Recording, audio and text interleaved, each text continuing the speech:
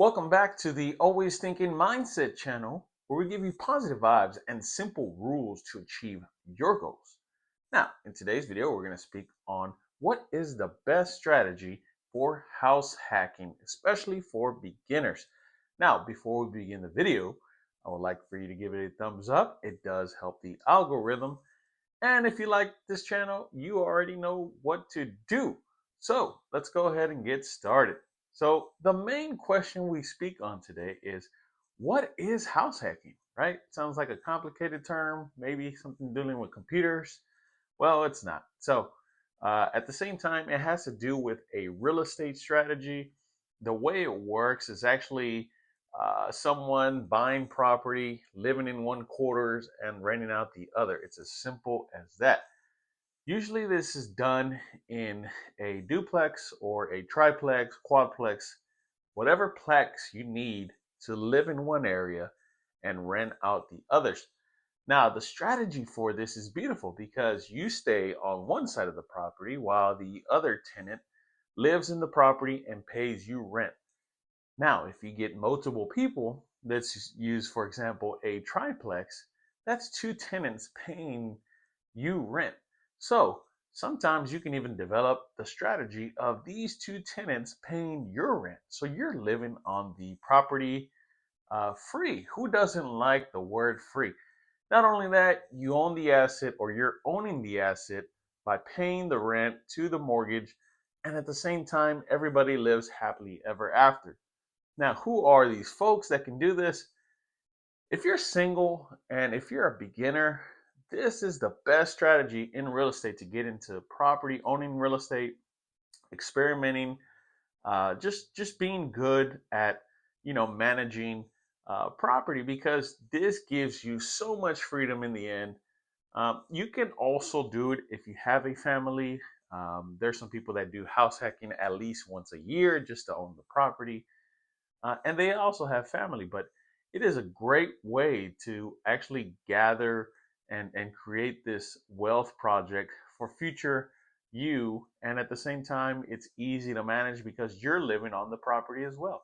Now, what does this mean? You will be a landlord, so you got to actually respond to all your tenants demands, and you're living within your tenants. So the pros are, you can live a very good lifestyle, especially when you don't have to pay rent and somebody else or other people are paying uh, the mortgage for you.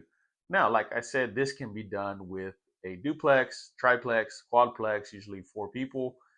And it's up to you on how far you want to go, right? Because not only will it offset your mortgage, but you might have positive cash flow in the end. So they're paying you to live in an area with them.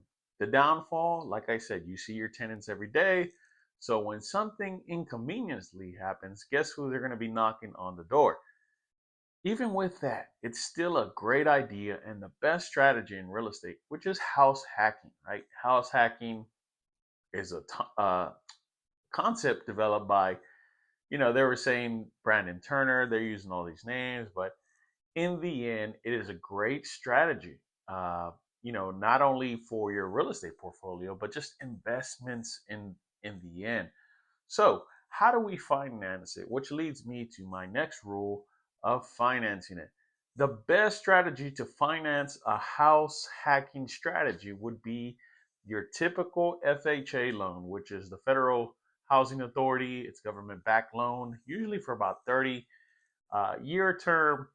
And the reason I say FHA, because this is your foot in the door, right? Because if you never own property, you don't even know what to do. The government usually has a 3.5% down on the property. So let's say you find a duplex, triplex, and it goes up to quadplex because anything that is 5 units or more is considered commercial. If it's four and below, it is residential and the doors are wide open. But FHA makes it extremely convenient for any homeowner looking to own property with a cheap down payment. Now, with that being said, there are tons of regulations, but it's okay because you're going to learn as you go, right? Because a lot of the strategy that you're doing or you're putting into work is going to benefit you later. Now, whenever you finance, you obviously go through a bank, whether it's a credit union or a big bank. Do your shopping, make sure the interest rate is low, and at the same time, do your homework, right? Figure out what's a good neighborhood to start off in, right? Because if you if you start off in a neighborhood that's just bad and giving you headaches, and your rent's never on time, you're probably going to get dissuaded from investing in the future. But if you hang in the B or A property, then you're able to see how to be a thorough landlord and to do your due diligence whenever you invest in real estate. Now, back to financing. Whenever you have a government-backed loan, there is a lot of regulations. Sometimes they pay for closing costs. Sometimes they don't. There's a lot of in-betweens, and this is all between you. And if you need help, hire a realtor. They'll be able to explain this, break it down for you. But like I said, in the end, financing through FHA is probably the easiest, cheapest, more convenient way of doing house hacking, right? Because in the end, when you first start off, I don't think you don't have enough money to actually get by, but at the same time, it's a strategy, right? You're trying to own the asset the cheapest way you can, and FHA just makes sense whenever you do house hacking.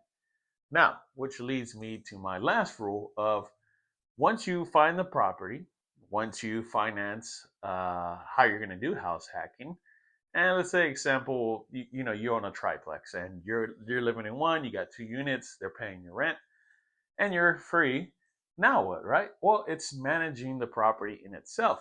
Now, what this means is that you're going to have repairs, or if not, maintenance. You always have one or the other.